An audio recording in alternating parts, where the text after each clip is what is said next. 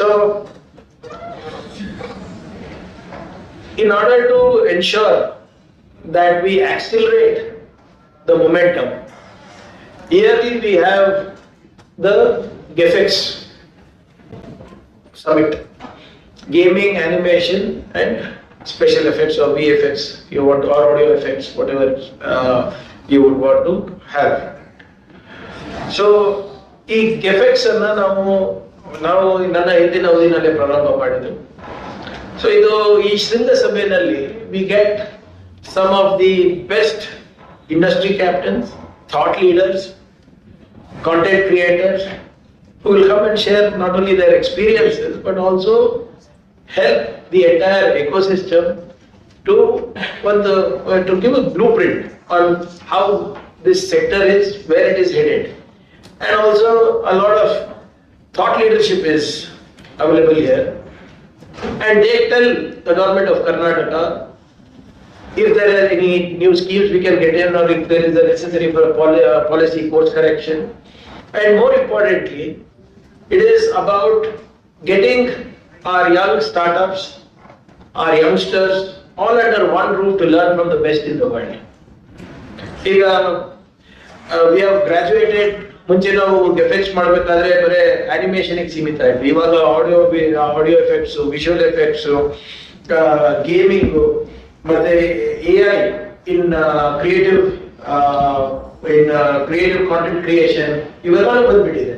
So suddenly this entire scene has exploded. ಈಗ ನಿಮ್ಗೆ ಗೊತ್ತಿದೆ how people are using AI to create and visualize news also.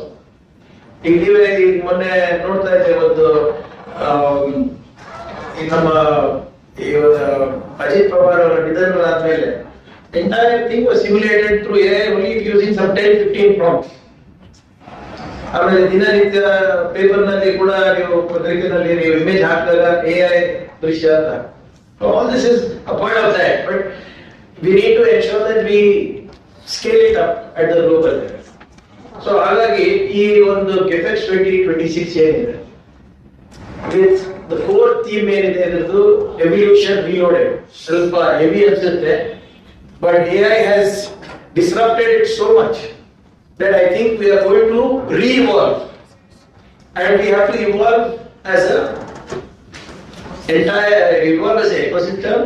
We have to evolve our policy if necessary. We have to evolve skill sets if necessary, and more importantly, we have to evolve business processes if necessary. So, ಇವೆಲ್ಲರೂ ಕೂಡ February 27ರಿಂದ March 1ನೇ ತಾರೀಕು hotel ಅಶೋಕ್ನಲ್ಲಿ ಚರ್ಚೆ ಆಗಿದೆ. So ಮತ್ತೆ ಇದರಲ್ಲಿ ಒಂದು ವಿಶೇಷ ಏನಂದ್ರೆ,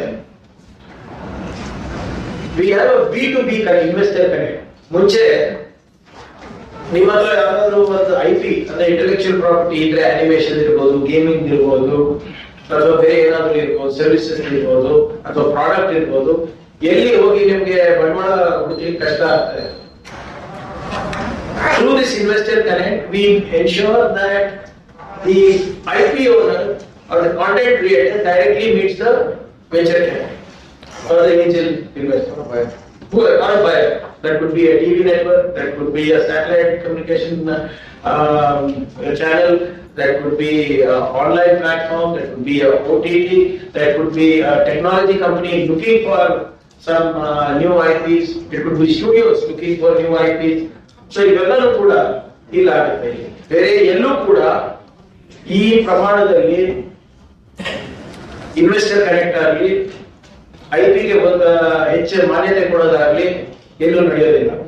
ಇವಾಗ ಹೋದ ವರ್ಷದಿಂದ ಕೇಂದ್ರ ಸರ್ಕಾರದವರು ಬಾಂಬೆನಲ್ಲಿ ಅಲ್ಲಿ ಬಾಲಿವುಡ್ ಇದೆ ಅಂದ್ಬಿಟ್ಟು ನಿಮ್ಮ ವೇವ್ಸ್ ಅಂತ ಪ್ರಾರಂಭ ಮಾಡಿದ್ದಾರೆ. It is nothing but what GEFEX is. We are in our 7th edition, they are in the 2nd edition, I think, this year. First edition is over, that's next year.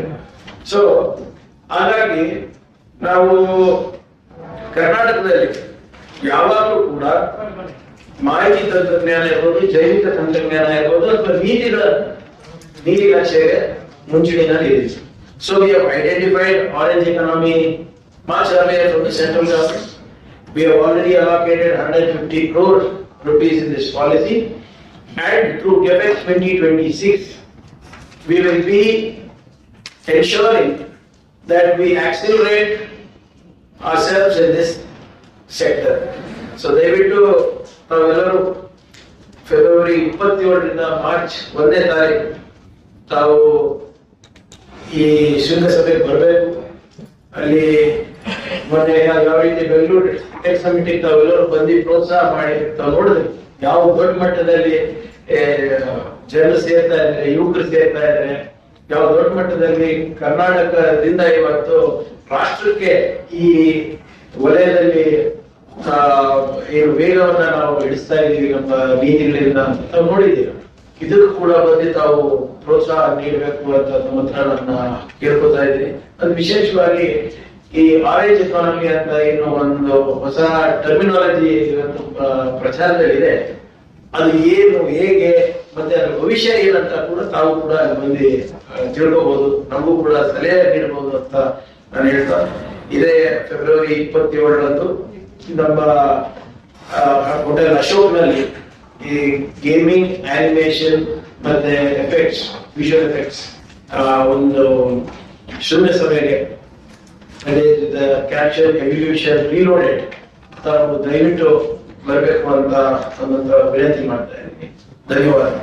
ಆಮೇಲೆ ದಯವಿಟ್ಟು ಕ್ಷಮಿಸಬೇಕು, ಮುಂಚೆಯಿಂದಲೂ ಕೂಡ ನಾವು AVGC ನೀತಿ ಮಾಡೋದ್ರಲ್ಲಿರ್ಬೋದು, centre of ಎಕ್ಸಿಲೆನ್ಸ್ ಮಾಡೋದಿರ್ಬೋದು, ಅಥವಾ ಈ ಶೃಂಗಸಭೆ ಮಾಡೋದಿರ್ಬೋದು, ಇದಕ್ಕೆ ಅಭಯ್ ಸಂಸ್ಥೆಯಿಂದ ನಮಗೆ ಮುಂಚೆಯಿಂದಲೂ ಸಹಕಾರ ನೀಡಿದ್ರೆ they are our industry partners for the policy itself. So ಅದಕ್ಕೆ ಸರ್ಕಾರದ ವತಿಯಿಂದ ವೈಯಕ್ತಿಕ ಕೂಡ ಅಭಯ್ ಸಂಸ್ಥೆಗೆ ನಾನು ಧನ್ಯವಾದವನ್ನು ನಾನು ಹೇಳಿ ನಾನು ತಿಳಿಸ್ತಾ ಇದ್ದೀನಿ. Thank you.